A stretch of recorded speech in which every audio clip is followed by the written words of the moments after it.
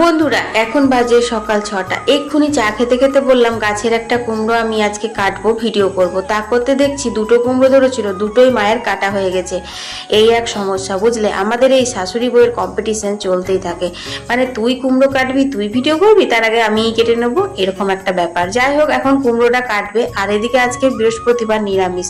বললো যে দেখি তুই কেমন রান্না করতে পারিস, এই কুমড়োটার আজকে স্পেশাল কিছু রান্না করে খাওয়াতো আমাদেরকে। যাই হোক, বলে যখন দিয়েছে তখন তো করবই করব, কারণ তোমাদের অর্পিতা কখনো হারতে শেখেনি। তারপর আবার তোমাদের সাপোর্ট আছে, তোমাদের ভালোবাসা আছে। যাই হোক বন্ধুরা, দেখো এখন আমি এই গ্যাসটা পরিষ্কার করছি। এটা হচ্ছে আমার আঁশের গ্যাস, মিনি গ্যাস। এটা শেষ হয়ে গেছে, তাই ভালো করে ধুয়ে দিলাম, তারপর গ্যাস ভরতে দেবো। নাহলে নোংরা অবস্থায় যদি আমি বুগলার বাবাকে বলি যে গ্যাসটা ভরে নিয়ে আসবে, তাহলে তো ওই গ্যাস ছুঁড়ে মাথায় বাড়ি দেবে। একদম নোংরা পছন্দ করে না। তো যাই হোক, ওটা ধোয়ার পর এখন জলের ফিল্টারটাও ধুয়ে নিলাম, কারণ আজকে অম্বাবতী ছেড়েছে তো, তাই সব অবশ্য ধুয়ে টুয়ে পোশাক করে জল টল নেব। তারপর চলে এসেছি রান্নাঘরে। কাঁচা সর্ষের তেলের ওপরে 5 ফোড়ন আর কাঁচা লঙ্কা দিয়ে দিলাম। তারপর দিয়ে দিলাম কাঁচা কুমড়ো, আজকে কাঁচাতেই কাঁচা, বুঝলে? তো তারপর দিয়ে দিলাম হচ্ছে নুন হলুদ। তারপর ভালো করে ঢাকা দিয়ে দিয়ে কষাতে হবে।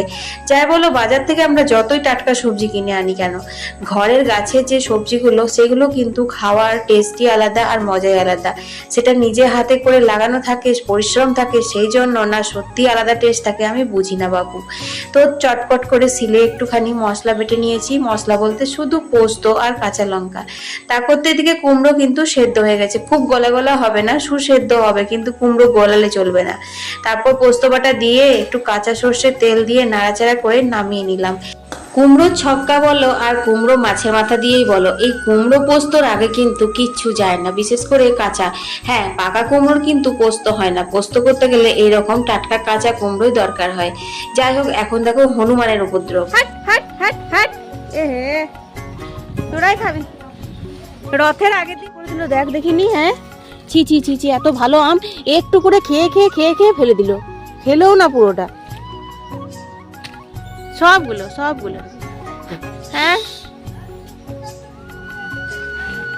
তো চলো কিভাবে নষ্ট করেছে তোমাদের দেখালাম। আর এখানে দেখো রান্না কমপ্লিট। এখানে ঢেঁড়স সেদ্ধ করেছি, এখানে কাঁকরোল ভাজা আর নোটে শাক ভাজা করেছি, আর এই যে কাঁচা কুমড়ো পোস্ত, আর করেছি পাতলা করে মসুর ডাল। আজকে যেহেতু নিরামিষ, তো আমাদের এই রান্না বান্না লাঞ্চে নিরামিষ হয়েছে।